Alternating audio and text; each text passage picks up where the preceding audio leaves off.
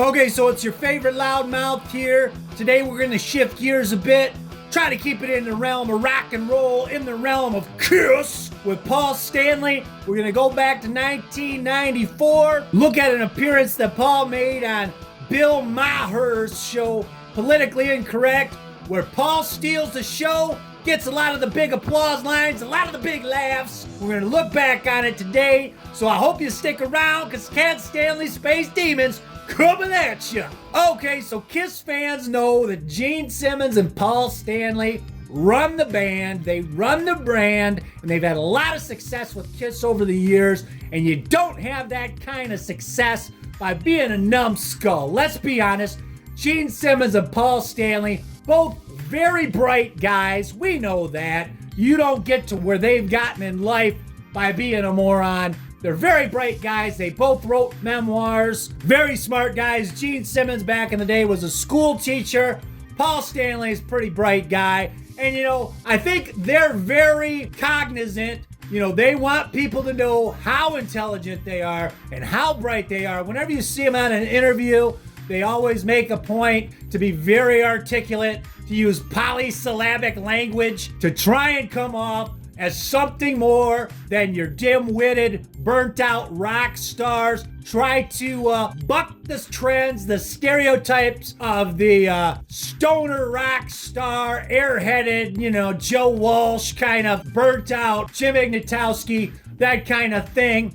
They want to come off as very smart, very intelligent. Here's an instance of that. Back in 1994, Bill Maher had way back in the early days of his show Politically Incorrect, when it was still on Comedy Central, 1994.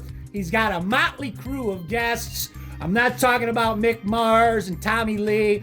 I'm talking about, he's got Kiss Paul Stanley on there, along with Morley Safer, who was on 60 Minutes at the time, a young RFK Jr. looking very much like a Kennedy, and this was before he got the earwig or the brain worm or whatever, and his voice changed. Looks pretty different. Doesn't look like he's as jacked back then. Maybe he was doing more cardio. Maybe he wasn't hitting the weights as heavy as he is now. And some chick named Heather Richardson Higgins rounds out the foursome. But Paul Stanley, you might know Politically Incorrect. They talk about political topics. Maher mixes in some comedy. And actually this is back before Maher really started taking himself super seriously. He's actually pretty witty and engaging, very likable. I can't particularly stand his ass nowadays. I don't watch his HBO show. I try to watch his podcast, but he's such a fucking tool bag, it can be tough to watch. But he was actually pretty funny here, pretty engaging, pretty watchable. And, Paul Stanley, now this is over 30 years ago, so obviously the conversation is a bit dated. They're talking about journalism, journalistic integrity, and this was right shortly after the O.J. Simpson murders happened, the Nicole Brown Simpson, Ron Goldman murders happened, so they're talking about that. Paul Stanley doesn't get a lot of shit in, if you'll pardon my French, but when he does, he gets big laughs, he gets big applause. I gotta hand it to the guy. Let's dive into it.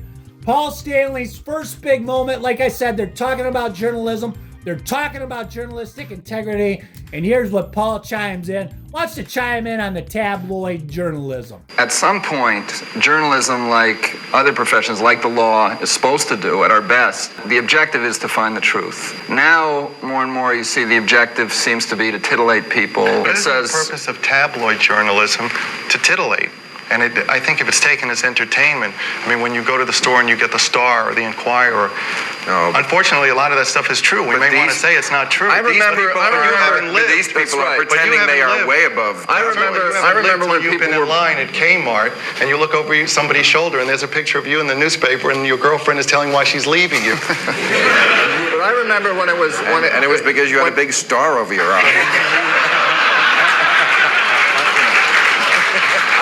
Okay, so here Paul Stanley gets a bit of a laugh with his line, but I love Bill Maher's line, and I gotta give him credit for being familiar with Paul Stanley's makeup.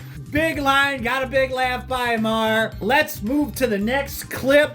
I'm just gonna go ahead and roll it. They're talking about O.J. Simpson at the time. At this time, the murders had happened shortly before this episode was recorded. I think the trial, I don't know if the trial had started yet or what they were doing, but let's take a look. That is a big change. But isn't the dilemma what sells? And obviously, there's a market for that. Otherwise, it wouldn't be out there. The problem with the way O.J. has been covered is that Nicole, the victim, is put on trial.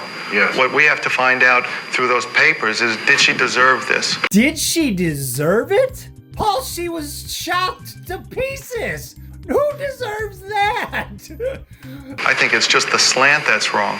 But there's obviously a market for that. Okay, so we're going to move on to that next one. Paul's next thing. Okay, so this next thing, he gets a big laugh. Because Paul is sitting quietly listening to everyone conversate. He's having trouble getting a word in as edgewise, and he gets a little frustrated, and his frustration comes out here, and it results in a big laugh. Check it out. We live in a very, very tricky world. Yeah, but every profession is tricky. Every choice we make is a moral choice. I'm talking about an element that involves journalism and... Can I get anybody some water?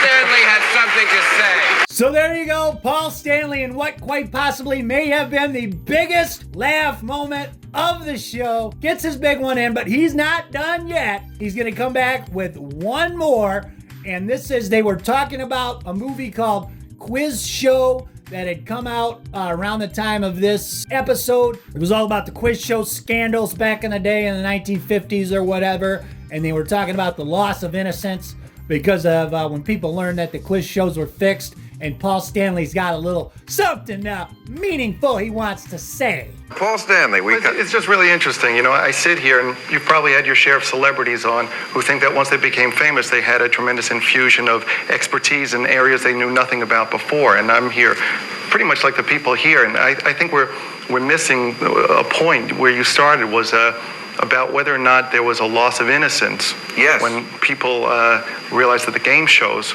were fixed. And that's something that happens all the time. The fact of the matter is, all the people here have to deal day to day with a loss of innocence every time they see the Bill of Rights thrown out, or they see lawyers who make a mockery of the legal system.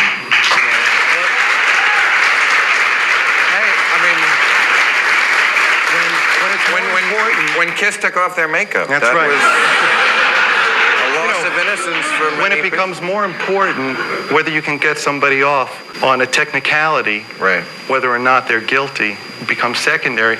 That's what makes these people lose their innocence. It's not a matter of trivializing it with a game show. We live it every day. And I think that one of the So Paul Stanley getting some big applause. Now, I don't know, I imagine there were probably some members of the KISS Army in the audience that night. So maybe there were some ringers in there. But Paul Stanley getting some big applause. And again, Bill Maher with the KISS makeup thing. I gotta give it to him for knowing about KISS, man. I don't know if he researched KISS for this episode specifically, knowing Stanley was gonna be on it, or if he already knew all this stuff about KISS. But I gotta say, I'm impressed with Bill Maher's knowledge of KISS, and I'm impressed with Paul Stanley's performance on this politically incorrect, upstaging the host, getting big laughs, getting big applause, and that's the video. Hope y'all dug it, and we'll see you next time. See here.